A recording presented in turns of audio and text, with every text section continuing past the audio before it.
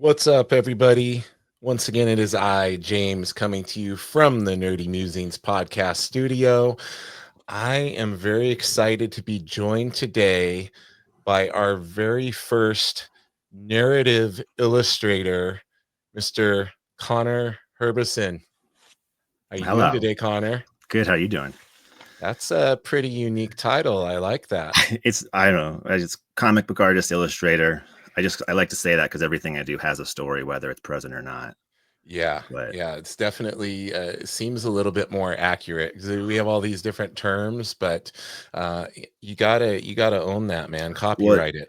Well, I am a cartoonist, right? But I worked in an art supply store for close to a decade, and like the amount of people that don't understand what that means, they think cartoons, they go cartoons, and it's like no, it just means not realistic. Yeah. Yes. Yeah, it's funny how we have our own impressions of what these things mean and our own perception. So we got introduced by Clayton Rozman. Yeah. An awesome writer. Have you had any chance to work with Clayton yet? Not yet. We've been threatening to collaborate for forever, but I've been helping him as like a sort of shadow editor. Oh, very cool. Mostly just helping him. But what's super fun about Clay is like every time he writes something, it gets better. Yeah. And like, so it's really cool to see his hustle in that. So I really like supporting it. But no, I was threatening to maybe draw Yellow Moon, the book he's working on now. Yes. But he wanted to move with it quicker than I was ready because I was finishing up my graphic novel. Gotcha. But no, we're going to probably build something together at some point. Yeah, that'd be really cool. I know he was just doing that. Was it the Mad Cave talent search or something? He was just finishing that up. I'll be surprised if they don't respond to him. It's a good little thing he wrote. Did you read it? I haven't got to read it yet. Okay, the most recent thing I read of his was the Batman zine that he did with Brunson. That was fun. Which was also really cool. Yeah. Just a little, like 6 pagers? Yeah. It's short, but to the point and he had a very unique take on Bane. I thought the cerebral Bane was very much up my alley. He wasn't a big hulking berserker. He had the intellect to him as well, right? Yeah, when I liked his little henchmen, how they were like afraid of him and everything. That was fun. Yeah. Well, I wanted to ask you, first of all, going way back, when did the love of art hit your system? Oh God, forever. I think I was one of those people that like drawing was the way I coped with my reality. Yeah. But the idea that I could actually do it like professionally, like I always did it and I always pursued art classes and it was always something I loved, but I wasn't until like college approached. Right. And I was like, oh God, what do I do? Because up until that point, I'd been kind of a high school athlete, doing some of that nonsense, realizing those dreams were going nowhere. Yeah. And so really focused on my high school art portfolio. And it wasn't until, I got lucky and I got into a nice art school. And then at first I thought I wanted to be a graphic designer. Okay. But then I realized there's no drawing involved in that. It's all just design and I can't kern type for hours at a time. So I fell in love with drawing because at the school I went to, everyone has to do foundational drawing. And then it wasn't until, because I always grew up with cartoons. I love cartoons. I love video games. I love high strangeness storytelling. But I didn't really read comics until college. So you're a little late discoverer of the comic art form in a sense. The art form, yeah, because I wasn't really around the books. And then I went to a small mountain town where, comics weren't easily available. And comicsology hadn't quite taken off yet. So I grew up with the characters through all the cartoons and stuff. And I loved all of that storytelling. And then I had a teacher in art school who was a comic artist. And I was like, I'll give it a shot. I'd drawn strip comics throughout history of my life, however those are normal words people say. Yeah, for sure. The epic history of Connor Herbison. Right. Well, like every time you're gonna have a high school art assignment, and it's like you can write a paper or you can make an art piece. It was always art piece. Art, yeah, easy to decide that. Yeah. But then I drew a little, 5-page nonsense werewolf in space story, and my teacher was like, "Oh, this kind of looks like Mike Mignola," and I was like, "Who's that?" And so Not only you did not know what a compliment you had just received. No, not even at all. Well, and then I went out, and I got volume 1 of Hellboy, and my entire world changed. Because like I'd seen the movies, but the movies, as much as they're great, the world building and the comics and the style of storytelling, and then I was just like, oh, this is what I want to do. Yeah, the movies just didn't quite capture the essence of They're it. their own thing. They're beautiful. They're Guillermo del Toro. We can ignore the more recent ones. Yes. But just that style of like insane world building, and then I'm also a bit opinionated as an artist, so like the idea of being a cog in the studio system never appealed to me. And so comics was the way I went, oh, this is how you make this style of like high, weird, nonsense storytelling, a vehicle for your self-expression with robots and explosions and sexy ladies. Like, this is how you do it. Yeah, it's interesting because would you consider, because you're like the second or third, what I would consider more of an indie or underground style artist. Do you fall into either of those categories? Would you consider yourself more part of the indie scene, or how do you look at that? I've unfortunately, it's never something I set out to do, but I've always towed that line between indie and mainstream, and it's been a very frustrating place to exist in, but at the same time I've gotten really comfortable here. Yeah. And so like, because all my favorite guys that I've really grown to are like the auteurs, the guy who write and draw their own stuff. It's a little bit weirder, like some of my earliest influences was like James Stokoe. Love him, all the weird stuff he does. Right. Obviously Daniel Warren Johnson and all of his creator-owned stuff is just it's just so good. So like I was always drawn to that unique expression. So I always wanted an art style that was mine, for better or worse. You know how that goes. Like you spend most of your artistic career trying to not draw like you, only to realize that you will always draw like you. What's interesting is when I looked back at your work, you have several different styles that you have kind of a gradient that you've gone through over the years. So yeah, your more recent style on the Darvey Plunk book, I mean, that's to me, that's almost like channeling some R. Crumb and some things like that into it with the rendering and the line work. I love R. Crumb. Well, and part of that I think rendering came from tone, because like I don't know, like this is heady, but like I don't know, like if I struggle to listen to art podcasts because they fill me with anxiety. So what I tend to listen to are like movie directors, comedians, anyone in the periphery world that I think is still relevant. And so I listen to all the directors. And so like with some of that stuff, I try to approach the style of the book for the tone of the book. And like with Darvey, I wanted it to have that kind of R. Crumb grotesquerie. It definitely Ren and Stimpiness. And so like that was intentional. And then I'd also just come off of working with Zach Howard for a few years. Oh, cool. If you're familiar with his work. I was his assistant on The Cape Fallen, the sequel. Well, it's kind of like an interstitial sequel. And then I helped him on that 2-issue Hellboy Return of Effie Kolb. Nice. And so what you can really see in my work is he helped me get over my fear of thicker lines. Yeah. Because I definitely came from, and now I'm excited to go try to experiment in finding a hybrid of all of it. But I really wanted to try that out because I definitely came from more European line work roots, like Mobius, obviously. Yeah. Francois Boak, anyone drawn with a nib. Miyazaki's manga, less the anime, but actually like the mangas. You can see a lot of that in your line work in your older work. Yeah. In the anthology you sent me, I could see a lot of that influence in there. A lot of that wiggly line. I think it's one of those things too, like, because when you see American comics, you're always gravitating towards these really clean guys who have perfect control over a brush. And then I don't really have perfect hand control. So I kind of gravitated towards the guys that were a little wonkier. Well, and that's one of the things that really inspires me about Daniel Warren Johnson is not only the looseness of his work, but the energy that conveys. It's so good. When you can free yourself up and allow yourself to start doing that. And, yes, the line control is really cool, but he's doing all of that and he has the line control. Well, and I mean, his fundamental drawing skills are incredible too. So and he's fearless, because I'm sure you watch his Friday drawing streams, and like the way he throws lines and everything, and how quickly.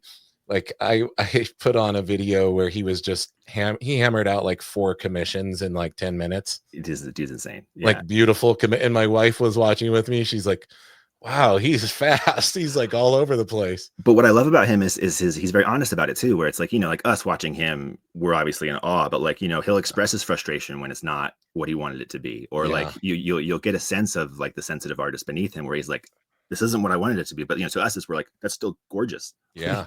I watched him redraw a truck like 2 or 3 times the other day.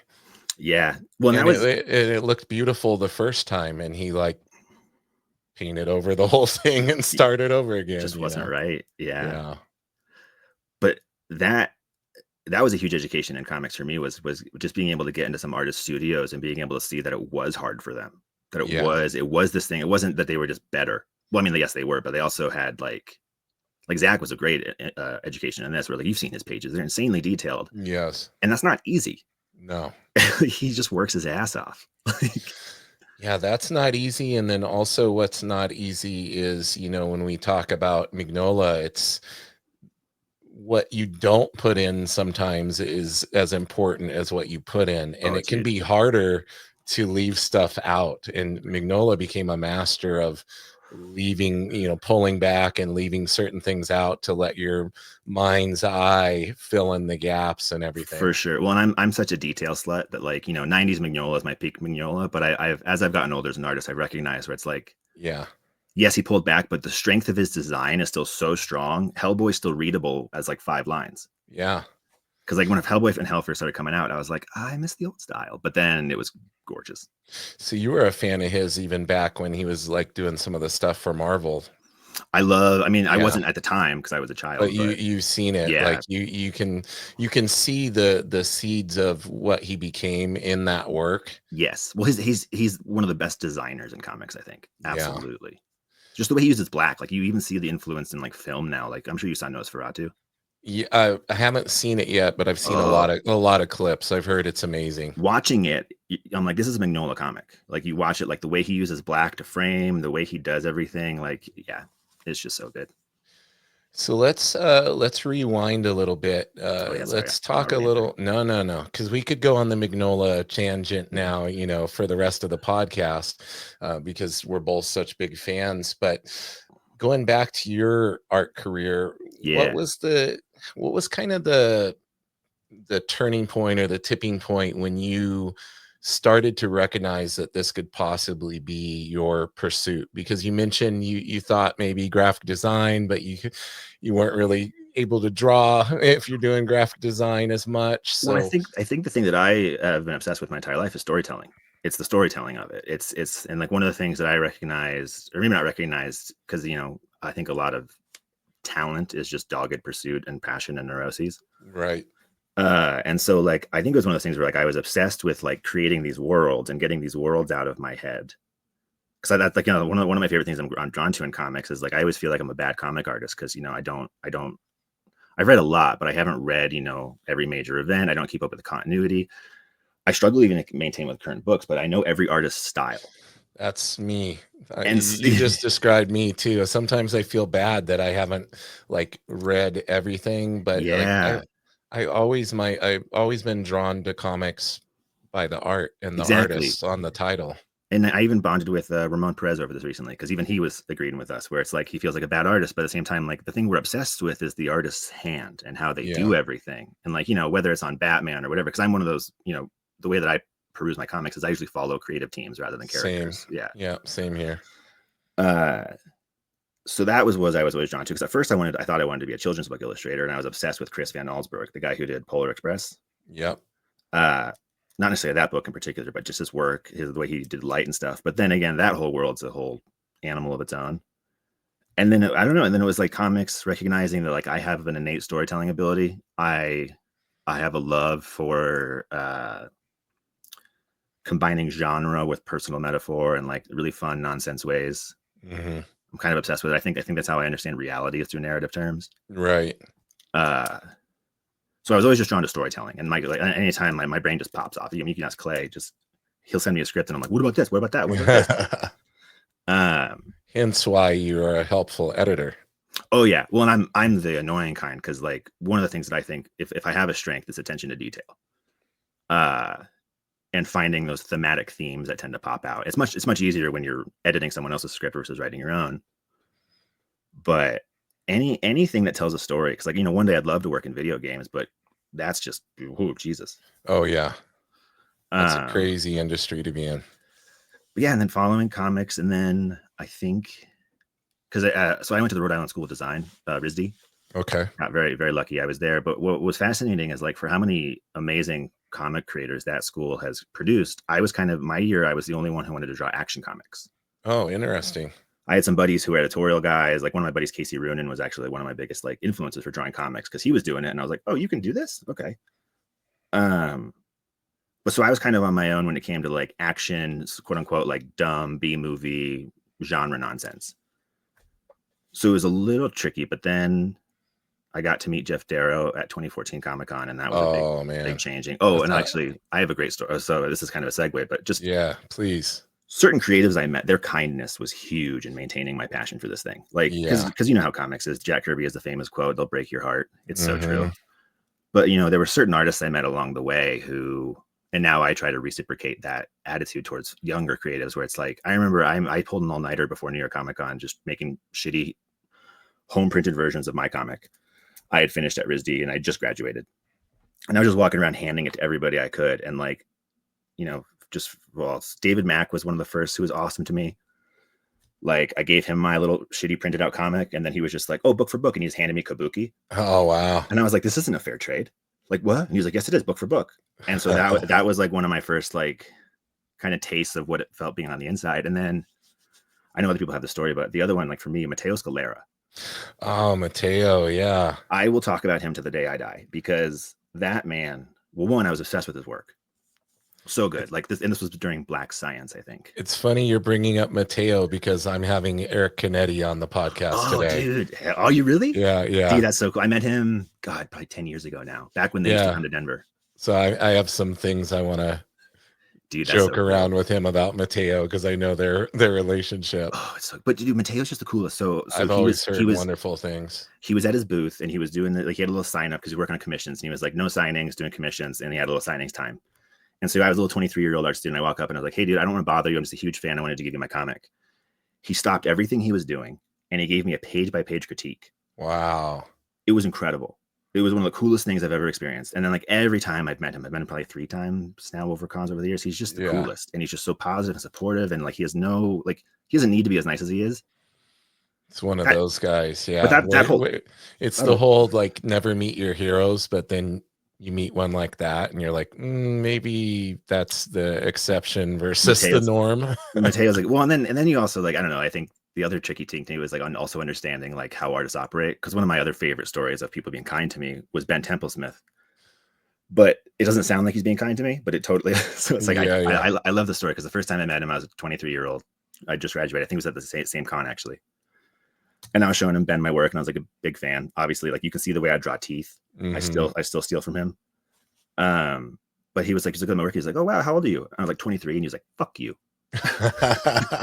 And it was still like one of the best compliments I've ever received. That's a great compliment. Yeah. But so this is, I mean, a long rant about because this like comics is so hard. You spend so much time alone. It's full of insecurity. But when you meet these other creatives you admire, and they not only are kind, but then like encourage your work. That's probably one of the biggest things that really kept me going in this industry. Because, you know, I'm incredibly jaded about the industry. Right. You know, like Marvel or DC is never probably going to call me. I just accept that. But making comics is the coolest thing in the world. Yeah. I mean, Marvel or DC should call you because judging by some of their characters that you have drawn over the years, like even back in your, you know, stuff from like between, I think it was 2015 to 2017, there was some really awesome pieces you did featuring Marvel characters that I was just like drooling over. Oh, thank you. Like, man, if he was drawing them like that back then, imagine what he could do now. Well, the problem is you know, Scott Snyder hadn't done Absolute Batman yet. So now I'm literally seeing Absolute Batman and I'm like, well, shit, there it is. Well suited for you. Yeah. No, for real. I need to do a pinup. But it was interesting, like, because the European stuff was hit or miss in the US. Like, do you remember when because Raphael Grandpa, obviously another huge influence, but he did like an Uncanny X-Force cover, and it was this incredible cover, but the American audience hated it. Yep. And I remember being so confused because it was one of the coolest things I'd seen in a long time. Yeah, they just weren't ready. but so I don't know. There's always that tricky because I received that feedback a lot for the longest time, where it's like they like my work, but it's bizarre. Right. No one knows what to do with it. So I kind of just had Well, to do my own thing. it's funny that whole thing about what's mainstream and what's alternative and all of this type of stuff, because I think now, I think especially with as many artists are influenced by manga and also now more prevalent, you're seeing a lot of the influence by the European creators. Like Yeah. it's more accepted now, and those guys are being looked at in the light that they probably should have been looked at all along. Well, I think it's also like the packaging of comic. Because I mean, I'm sure Eric, you could talk to Eric about this because I love his rant about it. Because on Inkbolt, they talk about, you know, the incentive to purchase is no longer there, right? Where like the reason manga sells is because you get a whole thick volume. Yep. You have a creator committed to telling a story over this whole time. They're not going to reboot it on you 5 times. And I think Europeans are the same way, where they spend longer on the book, but you get a complete package. Yes. And so I think audiences are changing, because now Marvel's struggling with, you know, and I don't want to get too into the weeds of like ranting about influencer artists, but you know, they're trying to sell books. At the end of the day, they want to sell numbers versus make the amazing book. For sure. Yeah, they want to sell numbers, and that's why we get like a new issue 1 every week. And 17 variant covers. Yeah. And I feel like we're just now at the beginning of what the whole blind bag thing is going to become. Dude, I can't handle this blind bag. Because now nonsense. the new Batman issue 1 is going to have blind bags, the Jorge Jimenez, Matt Fraction Batman. Okay. And so now I'm like, okay, that's Battle Beast did it. It worked really well. Now they're doing it. Now probably any new book is going to have blind bags. It's just so tricky, right? Because like I'm still learning how the economy, this whole thing works, right? You know, the fallacy of the meritocracy. I thought you could just draw well enough and then eventually money came to you. That's not how it works, unfortunately. So it's like, I understand the gimmicks, but I just don't know where that money's going. Like, is Ryan Otley didn't get all that money for the Battle Beast, right? It. Yeah, like, I doubt it. So like, I get. I'm sure Ryan is taken care of well.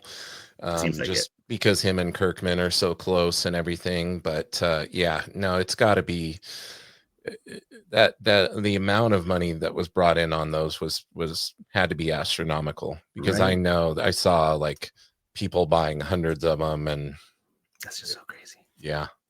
No, it's like every time. I'm not gonna lie. I bought a few because I was hoping to get one of those Otley sketch covers. I'm a huge Otley fan. You never know. I met him for the first time at this last Fan Expo Denver. He was super nice. Oh, he's awesome. Yeah, we go back years, like to when before he even broke in. He was awesome.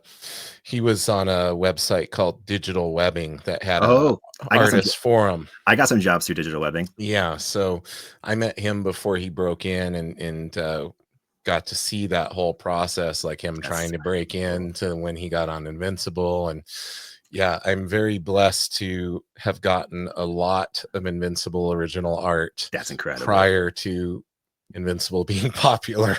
Dude. Yeah, sit on those. I'm actually going on another YouTuber's channel tonight. We're doing an original art show and tell. That would be so cool. So I'll be showing a bunch of those on there tonight. My dream is like, I just got to get to that place where I can get trades, because I'm like, I don't have any money, but if you want one of these. Yeah. Hey, trades are great. My buddy Justin Mason, he's drawing that Thing series for Marvel right now. Yeah. We've done some trades and stuff, because it's like, oh, you like Otley? Here, how about this for that cover you did? That's so cool. Yeah. That camaraderie you were talking about in this community. You mentioned Geof Darrow. What's your Geof Darrow story? So huge fan, obviously. If you look at it the way I draw trash, it's heavily inspired by that. But it was the very first year New York Comic Con did that special edition. And so there was very low attendance, but Geof Darrow was there. So I got to talk to him for like 2 hours. And unfortunately, I just graduated art school, so I had nothing of substance to say to him. But just amazing, really just warm dude, really open, weird, but in all the ways that I anticipated. Right. Like in the ways that are like, yeah, that's Geof Darrow. I don't know, just weirdly humble about the level of work. And like, you know, I was talking to a guy who did a book with Mobius, and he's just like chill. Yeah. I'm like, how are you doing that? And then my second Geof Darrow story is scarier, because I walked up I think it was actually the second day of the same convention. I walked up and he was in the conversation between these two people. It was a dude on his right and a woman on the left, and I didn't know who they were. And they were all speaking French. And so I walk up, and then I just graduated school. I was giving out this like flyer. It was like that sci-fi looking guy. It looks like Boba Fett. It's very much a Mobius ripoff drawing. Yeah. And I was handing that out as like an art flyer. And what I didn't realize I walked up with Geof Darrow was he was translating between Mike Richardson of Dark Horse Comics and Mobius's wife. Oh my God. And they were negotiating the contracts to get the Mobius books reprinted. Wow. And so I walk up with my little flyer, and then Geof Darrow's like, "Oh yeah, this is his wife," and he shows it to her, and I'm just like, And then in French, she like responds, and he's like, "Oh, she likes it," and I'm just like, Wow. Hey. And I just kind of, I think I just disappeared. Yeah, that's so cool. Like you were kind of just part of it, unbeknownst. Well, and then I learned, later about the kind of the contentious history of Mobius's publishing rights, and then like how unprecedented that was for my kids to be able to go. And I was like, oh, I saw that happen. Yeah. But it's that, I don't know. He was just, there's an inclusivity to some of those pros that I have that I've always, it's always been so cool, where it's like, hey, kid, you draw comics? Oh, cool. You should be over here. You're with us. Yeah. Yeah. That's really special. It's one of the things I notice about cons too. Like we're going to a con this weekend down in Portland, Oregon. And it's like, oh, we're amongst our people. Like it feels so good. Like even if you're just standing in line, like you get it off with somebody, you got that shared love of art and comics, or even just that deep cut fandom, right? Like speaking of fandom, like Psychonauts, like Richard Horvitz and Lily Collins are all over these cons. Like you'll see some of your Psychonauts, and it's a fun way to connect. Because I always joke that like I get a healthy dose of socialization where I'm alone in a room all the time, but then I go to cons where I talk to 100,000 people in a day. Yeah. But one of my favorite things to do is just deep cut people's fandom and just make them feel seen, because I'm a big old Devil May Cry fan. And that's one of those weird ones where like, if I see somebody and I'm like, and you reach out and you have a great conversation. Or like one of my deeper cuts is Buckaroo Banzai. The amount of people I connect with it because it's deeper cut. Most people don't know. Awesome. You spotted my tagline. Oh yeah. Email. Well, it's a great line. I've watched that movie probably once a month. Because growing up, I was that classic kid who was left in front of the TV for too long, and like, right. Sci-Fi Channel was always on, so I had like these pieces of these movies that haunted me for years and never knowing what they were. And then as an adult, I found them again, and I was like, oh my God, this was it. Yep. That rocket car scene. Oh, dude, scarred me as a child. Cult classic. Yeah. So full circle back to Darvey. With Darvey, I really tried to channel a lot of that, like what I wanted Darvey to be was incompetent Buckaroo Banzai. Yeah. Buckaroo Banzai, they've kind of tried to do the comics here and there from time to time. The rights are all messed up. I've looked into it because I've looked into creating my pitch where I'm like, who do I have to talk to? Where I'm like, give me the rights to Buckaroo Banzai, please. Totally. I will make a graphic novel. You are well suited for it. Yeah, I have the big magazine-sized one from the movie.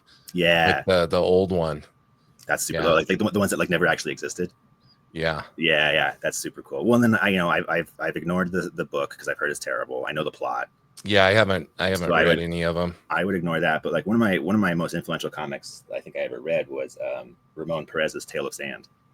Oh, okay. Have you ever checked that one out? I haven't had a chance to check that one out. Oh, it's so good. So basically what it is, it's an old Jim Henson screenplay that was never actually made into anything. It kind of just existed for a while. Okay. And so I don't know who found it or what, but essentially Archaea got the rights to it, and they opened a call for artists to submit their interpretations. And so Ramon Perez got his interpretation picked, and he was allowed to basically interpret the book as he would. Oh, cool. And what's super cool about it is it's almost an entirely silent comic. And it's just, it's that classic, like super fun, metaphorical, metaphysical trip. You're not sure if you're looking at things that are real or in his psyche as he goes through this crazy quest. And it's got that fun cyclical storytelling where it starts, where it ends. It's just, I love that, like, Lynchian nonsense. I'm going to have to check that one out for sure. Here, I'll show you. Have you seen that? You'll have to show it to me. Is that one slipped under my radar? It came out, it probably came out like 12 years ago. But it's this guy. Oh, cool. Speaking of, I don't think he remembers this, but yeah, signed by Ramon. Oh, there you go. Yeah. That's so cool. Yeah, Ramon's awesome. He's another one of those cool ones who's like, it's always so fascinating, like when you have these heroes and then you reach out to them and then they respond.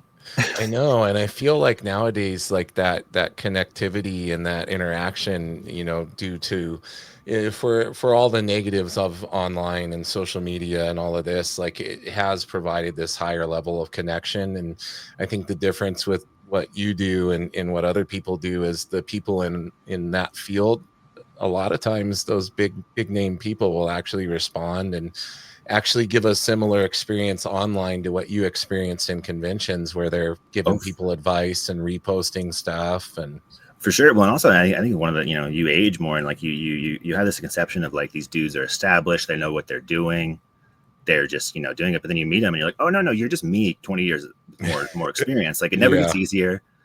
Everyone's still full with their insecurities as artists. Like it is fun. There's more camaraderie, where it's like it's almost like we're all suffering in this thing together. Yeah, this is true.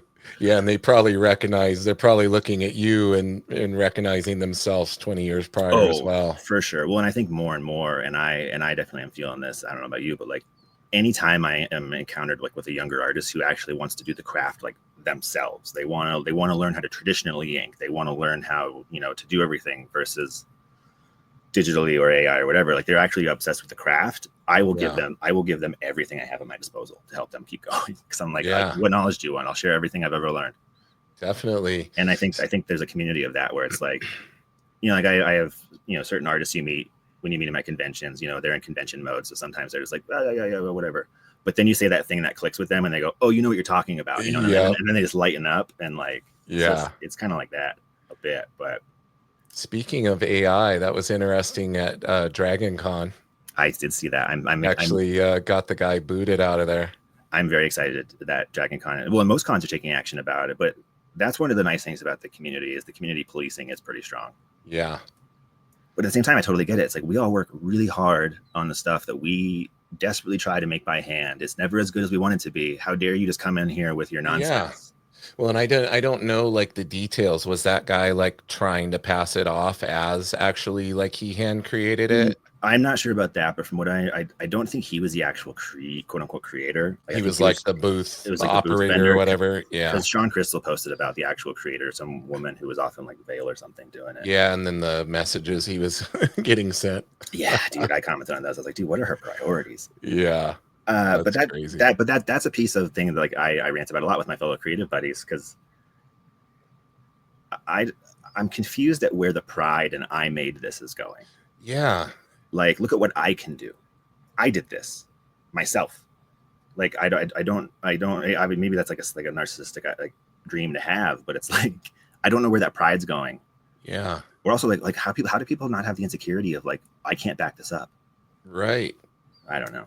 I'm not I thought up the words. Right. I very thoughtfully came up with the words to have it generate this piece of artwork. Well, and then if we want to go deep into the psychological weeds about how there's no such thing as original thought, like right. I don't know. It's just the line I always come where is like I want to make t-shirts of it, where it's like, because all of us artists, we're all derivative of somebody. Yes. But I want to make a shirt that's like, I'd rather be derivative than iterative. I like it. Who are some of your biggest influences? I know you've mentioned some of them, but so I mean, honestly, like late 90s, early 2000s Cartoon Network, huge influence. And then comics creators, it's got to be, some of my earliest ones that I fell in love with. Dave Stevens, Rocketeer. Oh yeah, loved the Rocketeer as a kid. I loved the movie, but I didn't know it was a comic until I was like, oh yeah. I didn't either. When I saw the movie, I didn't realize it came from a comic. Yeah. Well, and then you learn more about Dave Stevens, and you're like, oh, I love you as a human as well. Yeah. Stocco, James Stocco with his like his Tumblr comics back in the day, even before Orkstein and stuff. Trying to think. Mobius, obviously. Actually, I was going through my personal collection and I found I had Orkstein, the first issue. Yeah. Dude, it's such a good book. I think I've only digitally and stuff. And then Orphan of the Five Beasts has been incredible. He's just so good. Yeah. And then Francois Boak was a big one, because once I found the European guys in college, that was like, oh, this is how I want to draw comics. Francois Boak, Sergio Tappi. Oh, Tappi, yeah. Dude, yeah, I mean, I remember, so I got lucky. I had Paul Karasik as one of my comics teachers in college. He's the guy who he edited and curated the Fletcher Hanks Stardust collections. Oh, wow. He's the guy who actually like tracked Fletcher Hanks down. Nice. But I had him as an awesome teacher. So where was I going with this? Artistic influences. But like European guys, the storytelling. What about Zaffino? Do you ever look at Zaffino stuff? I kind of backslid into Zaffino through Sean Murphy, but absolutely. I discovered him late. Yeah. I just like within the past year, I was like, where has this been my whole life? It's tricky because then you have Jorge Zaffino and then you have Gerardo Zaffino, right? Yeah, his son. Yeah. Yeah, it's confusing because they have similar styles, but they're. Yeah. You can definitely tell where the son got the influence from for his style. For sure. And then another one of the big influences, Mike Allred, obviously. Yeah. Can't just Madman. Honestly, so I met him. I have a note up here. Actually, I had never read Madman. I wasn't really familiar with his work, but I went to a panel with him because my buddy was a huge fan, and I bonded so deeply with him and his existential dread. Yeah. That I was talking to him afterwards, and I was like, hey, I don't have a book of yours, but like, would you sign my sketchbook? And he wrote me this really awesome like full page note. Oh, sweet. So yeah, he's huge just with his craziness. Madman is one of my favorite stories just because of how he's able to just go these insane places with it, but it never leaves the heart of the book. Yeah. I would say by judging by your interactions and interactions that I've had with artists at cons, like I guess we could say meet your heroes. Like it sounds like majority of the time it's a positive experience. There's those ones every now and again, like you said, sometimes they're in convention mode. Then there are a handful of artists there aren't I've had my that interactive. Sure. Yeah. But it's also like I also, I do conventions as you have. So like I have a lot of patience where I'm like, oh, you're tired. Yeah. Or like, oh, that person before me must have been an asshole. Yeah. Like, oh, he just had you sign, 100 books that usually he's gonna put on eBay tomorrow. Yeah, usually my customer service skills can kick it enough to where I can work around that. Yeah. But I have had a few that just were not great, and I try my hardest not to let it color my perception of their work, but sometimes it does. Yeah. You try to go, okay, where were they at? Maybe they're carrying something with them that day that influenced that interaction. Or like speaking of Scott Snyder, this last fan expo, I chased him down because I was just handing out Darvies to everybody I could see, because in a lot of ways I made this book as like 4 other artists to just look at and laugh at, and so like he was being like trucked between his like panel and then like they were trucking him to an eBay thing, but he just happened to walk by my booth, and Clay was looking out and he was like pointing at him. There he is. I was like, what? So I couldn't get out from behind my booth, so I threw Clay a book to give to him. So then I finally get out and I chase him down, and I'm 6'4", and I don't know if you've seen Scott Snyder. Oh, okay, you're a big dude too. He's a little shorter. He's a small guy, yeah. And so I go behind him, I'm like, hey Scott. He's like, oh, and I'm like, oh, sorry, I just wanted to give you my book. I'm a huge fan. And you could just tell because he literally was about to be placed in front of an eBay thing, and he was just like, "Oh, thanks, man. I'm excited to check it out." I was just like, "Oh, you're so tired." Poor guy. I know. Yeah, talk about reaching the heights of a career right there. He's done a lot of amazing stuff, but like this absolute stuff is really popping off for him. I'll be honest, I was not excited when it was announced that he was back on Batman because I was like, again. Yeah, and you're thinking you're going to kind of get that same tone and that same type of thing that's been done in the past, right? And then they just knocked it out of the park. But then I saw Nick Dragota's name attached to it, and I went, okay. Yeah, and this is another guy I wasn't familiar with. Oh, East of West was one of my favorite comics. See, and then I went back and started looking at all that stuff, but it's like, who's this guy? This is amazing, and this is another like, oh man, where's this been my whole life? I want to delve into every aspect of this guy's work. Well, I love this idea of them taking swings, and like DC would really impress me if they stuck with these characters for a while. Yeah, and he said, I saw a post the other day where him and Dragota had literally plotted out like the next 36 issues or something. They're like on a 4-year contract. Yeah. That's exciting. Well, and I love that he's getting meta with it, right? Where like you saw that thing that happened when they unveiled their Bane design, and then their Bane creator was like, "Yes, this is an abomination," and then so Scott Snyder just called the whole arc Abomination. Yeah, and I'm like, that's way to go. Like, yeah. Are you all caught up on it? I haven't read a single one, honestly. So I don't know if Clay mentioned it at all. Actually, he didn't. But like, we lost pretty much most of our local comic shops this last year. Oh, that sucks. And so, luckily, though, one that was mostly a game store just got acquired and is being refurbished. So it should be more also of a comic book shop. So no, I need to catch up on all the trades. I'll tell you the most recent issue is literally one of the best written comics I've read Okay. in decades. So Really? the most recent issue delves into this version of Bane's origin, Okay. basically. And actually it's a fill-in artist on it, so it's Oh. Clayman. Oh, Claim is And incredible. but Clayman kind of doing Dragota, so not doing like normal Clayman Is he? style. He's inking himself. I believe so. Okay. And it is savage and brutal, I'll have to check this out. combined with like that really good storytelling, and this very it paint a very good picture of this version of Bane and kind of get you into his head and everything. You Okay. gotta, yeah, I'm excited. No, you're gonna love it. It's awesome. I'm literally just waiting for my local shop to restock, and then I'm gonna go buy Yeah. every trade. Because I mean, then like the second they announced Wonder Woman, and it was basically Xena from Hell with a giant sword, I was like, okay, where's my Yeah. wallet? Where's my wallet? Like, Yeah. yeah. And not just a giant sword, but at one point a very giant sword. Oh hell yeah. You will see. When I yeah. No, go ahead. Go No, ahead. I just I like all these crazy takes. I'm here for it. Yeah. I wanted to ask you, what was your first published work that you are the most proud of? Most proud of. It's Yeah. tricky. Honestly, I mean, maybe even my very first one, which Nice. was so. No, wait, that's not true. It's hard to say. They're all proud of reasons. The I very knew it was going to be a tough question. well, because like so, circling back to other artists being super kind.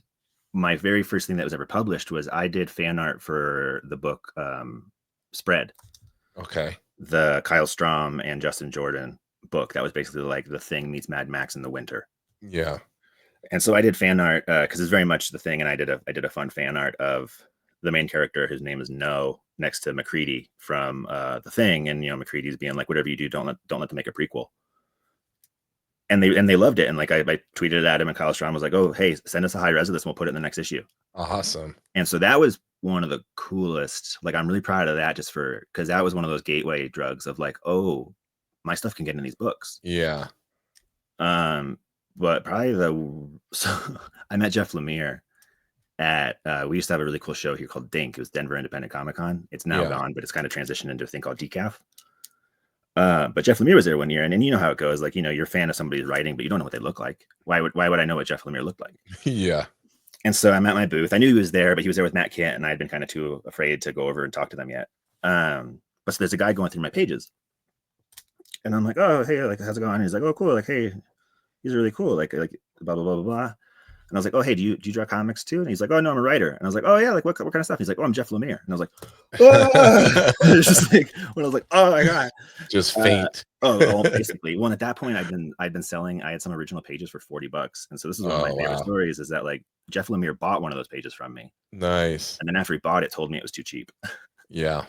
But because of that meeting, he hired me to do a pinup for Black Hammer. Very cool. That was super exciting. Yeah. But I mean, obviously, the thing I'm most proud of, it's not quite published yet, but it's Darvey. Well, that segues perfectly as we start getting close to the end of the pod. I always ask, like, what do you have coming out that you can talk about? Because I know a lot of the artists on here or writers, they have stuff they're working on that they can't quite talk about yet. But as far as the things you can talk about, I know Darvey is one of those. So let everybody know about Darvey. Yeah, I mean, it's a long time coming. So Darvey Plunk was a political satire that we started forever ago. Mike, the original writer, basically, I think he claims he penned the original idea in like 2016, 2017. Okay. And, he's an entertainment lawyer wanting to be a comics writer. So then Zach actually was the one who passed his script to me. And so we collaborated on this nonsense story. We started it in 2020. We launched a Kickstarter for it in 2021. However, we made the mistake of doing the whole like, it's a Kickstarter for the whole book. It's not done yet, but it will be. Yes. I learned every lesson the hard way. And then, circumstances forced me to be able to to manage the Kickstarter and all that nonsense. But so we Kickstarted it, raised some funds for the whole book, and I finally just finished it. Unfortunately, it took 4 years, but I felt the need to pencil it, ink it, and color it myself. That'll take some time. It does. Well, and then, I really pushed us narratively to like fix some stuff, add some stuff, because Mike comes from a little bit more of a screenwriting background, so like some of the comic booky stuff I kind of had to rejigger. Structure, yeah. Structure, page turns, things like that, expanding scenes. You know, some of the stuff was written where it was like, I was like, this is a cool scene, but way too much for me to draw on 2 pages. But yeah, so it's a 4-issue. We have it collected as a graphic novel, and we're literally right now just finishing up fulfilling the Kickstarter. I'm going to post office after this, and then Oh my goodness. yeah. So I'm guessing it's probably too late now for people to get it through the Kickstarter. I mean, so that's but Yeah. I will very quickly be putting up a pre-order. But Mike and I, we're working on the image pitch. We're shooting for the moon. We'll see where we land. That's great. But it's tricky, right? Like you've read it. It's a bait and switch political satire. Our protagonist is obviously Trump inspired, but at the same time, he's not. He's not. Yeah, that's the thing. You gotta read it, because you get this initial impression, and then things kind of get flipped on their head a little bit. So yeah, and that was really, you know, there's an expression I like that I try to live by, which is like dumb idea, flawless execution. Right. And Darvey to me was really that, but unfortunately, you know, a lot of the jokes in there were weirdly prophetic. Right. And you know, like there's a scene in there where I drew Darvey shooting somebody in the right ear. I drew that a year before. That's crazy. Trump ever shot it. And like what's dumb about the character too is like Boris Johnson is originally part of that likeness, but he's almost not even part of the conversation anymore. Right. But we really pushed it towards like the irreverent, you know, the relationship with his daughter, trying to make it where at the end of the day he's a bad father versus this like pedophile monster politician. Yeah. So it's a dumb. I was hoping it'd be the right kind of catharsis for the moment. You know, I'm American. I feel the need to stay here and fight for ideals. I don't like that we're in this war against empathy. So Darvey was kind of a fun attempt at like a unique level of satire, because you can't make fun of these guys in traditional sense. Like I could draw 144 pages of him getting kicked in the nuts, but it's not right. It's not quite the same. Like you have to be clever about it. Yeah, it would almost like rewrite their legacy. Like, don't let them have the status they want. Make them a little child man baby who poops himself all the time. I mean, South Park does my job way better than I could ever. Oh, South Park does a wonderful job, yeah. But I'm just stoked, you know, because working on this for so long, I really kind of had to maintain a cognitive dissonance about like what was actually happening versus working on the story. But seeing that other people were doing that too, and like South Park dropping this season, or even that like the internet with that JD Vance meme. I remember being so proud, but also so upset, because I was like, the internet just did what I've been trying to do for the last 4 years perfectly. Yeah, they kind of did it for you. But I mean, but I think it just means the people are ready for the absurdity. People want. Well, you need that levity, right? But also levity with heart. Like at the end of the day, I'm being originally drawn to the script because it had a very nihilistic ending originally, and the longer I worked on it, I remember being like, no, like I appreciate the nihilism, but I think we have to say a little something. Just a tiny bit. I have ideas for where the sequel could go, but we're not going to get there. So you said you got to run to the post office right after this. You're in the process of fulfilling the orders. Yeah, well, I made the mistake of, because when we launched the Kickstarter, they didn't have backer support.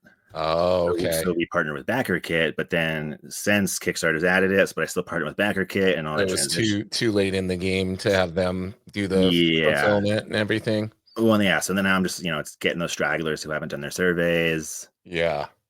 This was the first ever crowdfunding thing I've ever run, and it damn near killed me. But now at least I know I can do it again. Yeah. Because I don't know, comics is so weird. Like I've done a little bit for publishing, and I need to put a call out, because one of the big feedbacks I'm getting from Darvey is I've given it to people. And this, I don't know if you have this in your work, where the thing you think is okay in your work, everyone goes, "Oh my God." It's always the thing that we don't like. Right. Well, that happened to me when I was in graphic design, and when I was in college for design. It was like I had this one graphic design teacher, and he would have us do these weird projects, and it was always the one that I phoned it in and did it in like 5 minutes. He thought was brilliant, and all the others, he's like, "Oh, this is horrible." I'm like, "Bro, I literally spent 5 minutes on that one." Matthias Bergara has this line I love about that, where he goes like, "I've stopped trying. I've stopped trying to decide the quality of my work. Other people are much better at that than I am." Yeah. But it's so true. And then like, oh gosh, I totally lost my train of thought. But are you just saying how it's like with Darvey, it's the colors. People are freaking out about my coloring. Yeah, the colors are really, really cool. Well, thank you, and I appreciate it. I have really strong opinions about comic book coloring. I hate cell shading. I think it needs to die. But at the same time, there does need to be a way to render it, and I'm getting a little frustrated of seeing the same 5 names in every book. Yeah, like this is true. I don't want to, you know, obviously huge inspirations, but you can tell when Dave Stewart cares and when he doesn't. Yeah. So I think I'm going to try to put my name in the ring as a colorist. That would be cool for now, for the paycheck, right? Because I can, and then because I don't know if I want, because working on Darvey was a great. I've been calling it my graduate degree because it took me 4 years. I learned everything there is to know about making a graphic novel, including the collaborative part of it. Working with a writer, trying to respect the original writing at the same time, knowing as the person actually assembling the page, things need to change. Yeah. Trying to like push a thing without doing it. And so at the end of the day, I kind of came away with the feeling that I will be happiest writing my own stuff. Yeah. And You kind of have to have those experiences though to push you in certain directions, right? Well, to be honest, I didn't have the confidence. Yeah. I had dabbled in my own little short stories like you read in Psychosemantics and Ragic, but anything longer form I'd never committed to. And I have all these ideas, but I'd never actually committed to hammering them out on paper. And working on Darvey and really hammering it through and really having, not in the negative sense, but like this obligatory sense of I have to do this for somebody else. Somebody else is expecting me to do this. Yeah. Having to figure it out, that pressure to need to figuring out makes you realize, oh, I can figure it out. Yeah. It made you realize you could do it. Yeah, exactly. Well, as we wrap up here at the end, I want to throw your website here on the screen for everybody who's watching the video version. But why don't you tell the audio listeners where to go, since they cannot see this beautifully produced little overlay on the bottom here? Yeah, so I'm bad at social media, but I'm on everything as Connor Herbison, ConnerHerbison, just my first and last name. On Instagram, Blue Sky, my website. Instagram I'm most up to date on, but I'm just, social media is the death of it. My website will be where you can follow my newsletter. Awesome, man. As the world falls apart. I like it that you keep everything nice and consistent for everybody. It's just an accident. I've thought about having a business name for forever, but same with these ladies. Like we were talking about what I'm working on next is like, I've been drawing retrofuturistic space babes for most of my life. And then the last like 3 or 4 years, everyone's like, where's this book? And I'm like, I don't know. I'm writing so I'm writing that one right now. Coming soon? ? Yeah, hopefully. My goal is to have an Ash Camp by next year, but we'll see if that happens. That would be awesome, man. Well, listen, I appreciate you taking the time to be on here with me today. And I can tell we've got a lot more to talk about. I'm a ranter. Yeah, sorry about that. But so no, I would love to have you back on because absolutely. We can delve deeper into our geekdom about artists and all the books that we love. And yeah, we didn't even talk about art supplies yet. Yeah, exactly. and hopefully by the time I have you on next, you will be all caught up on Absolute Batman. So we can nerd out about that together. I haven't. Yeah, I was gonna say, like, I haven't loved. Like I talked to Patrick Gleason about this. The last Batman comic I loved was his run on Batman and Robin. That was great until they killed Damian, and then I was done. Yeah, I loved his art on that. It was amazing. Well, and then that one silent issue after they killed Damian was just magic. But then I stopped. Awesome, Connor. Well, listen, hang out with me for a moment while I give everybody my spiel and let them know that Nerdy Mewzings is now on Patreon, however people say it. I've heard it said every different way. If you go to patreon.com/Nerdy Mewzings, they don't put the ad on there. You can support. There's a lot of different levels. We're going to be doing lots of cool things. The first member on each tier will be winning a special comic from my personal collection. I'll be sending that to you if you are the first backer on there, your first paid membership. So check that out. There's all sorts of exclusive content coming your way on the Nerdy Mewzings Patreon. If you're listening to the podcast, that means you already found us. You are here. You can find us everywhere at Nerdy Mewzings. Would encourage you to like and share, subscribe, give a 5-star review if you feel like it. And in the meantime, everybody, keep it nerdy.